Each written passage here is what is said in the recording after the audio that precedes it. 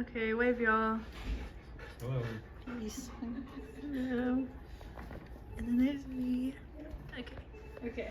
As I imagine all of you already know, social media is very time consuming.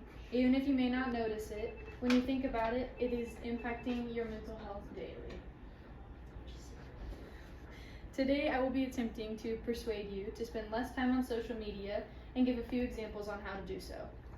Do you pay attention to how often you scroll, post, or even check your social media?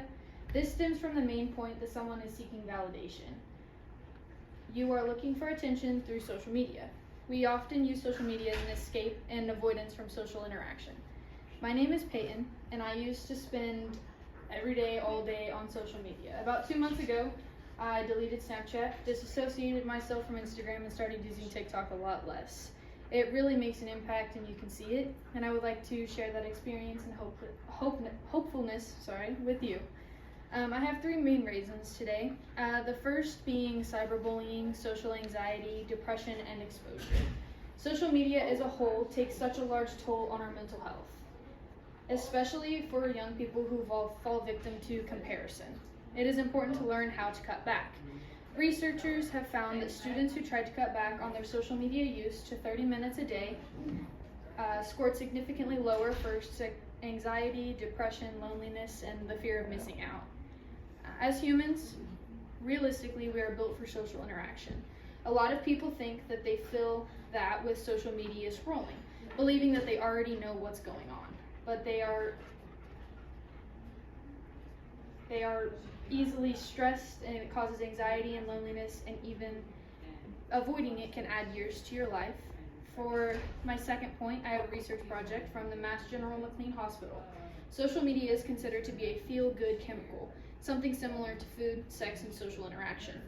Social media is linked to pleasurable activities. We get a sort of award, according to Jacqueline Sperling, suppressing likes, feedback, and validation through people you follow and those who follow you. The platforms are designed to be addictive and are associated with anxiety, depression, and even physical elements, says Sperling. The Pew Research Center ran the numbers and came up that 69% of adults use social media and 81% of teens. This puts the majority of our society at risk for feeling anxious, depressed, or ill over their social media usage. Jacqueline Sperling, PhD, a psychologist at McLean Hospital, who works with youth experience anxiety disorders, says that when outcome is unpredictable, the behavior is most likely to repeat. Think of a slot machine.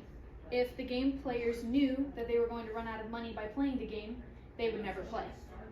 The effects of social media have transformed not only personal, but the workplace as well. Brailovskia and her colleagues gathered 166 people at random who work full-time or part-time jobs to conduct a study about decreasing social media. Half used it as usual, and the other half cut back their social media use by 30 minutes per day for 7 days. She claimed that even after this short period of time, we found that the groups that spent 30 minutes less a day on social media significantly improved their job satisfaction and mental health. My third and final point, as a whole, I have reviewed the information that gives you the main idea of how social media impacts our lives, but now you can make the change to better yourself. For me, I always have my phone on Do Not Disturb. I know once I see the notification, I'm gonna wanna get on my phone, I'm gonna wanna check everything.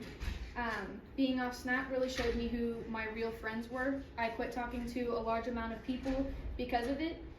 Knowing it would happen, I still did it anyways, but if they wanted to reach me, they have my phone number, and if they wanted to have a genuine conversation, they could do so.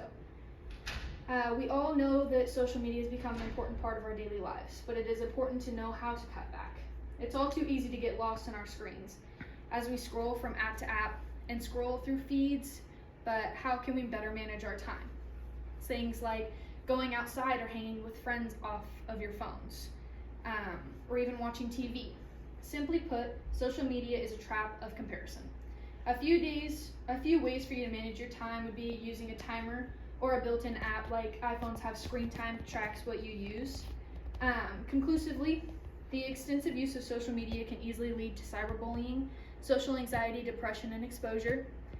It's considered to be a feel-good chemical, and it is honestly better for your mental health as a whole to stay off of it. As a whole, it is important to make that change for yourself. I hope that you all take into consideration that social media has on you. It is very important to value yourself and avoid confrontation, comparison, and an unenjoyable experience of the fear of missing out. Thank you all for listening to my speech. I hope that the info I reviewed will make you think. All right. Hey guys.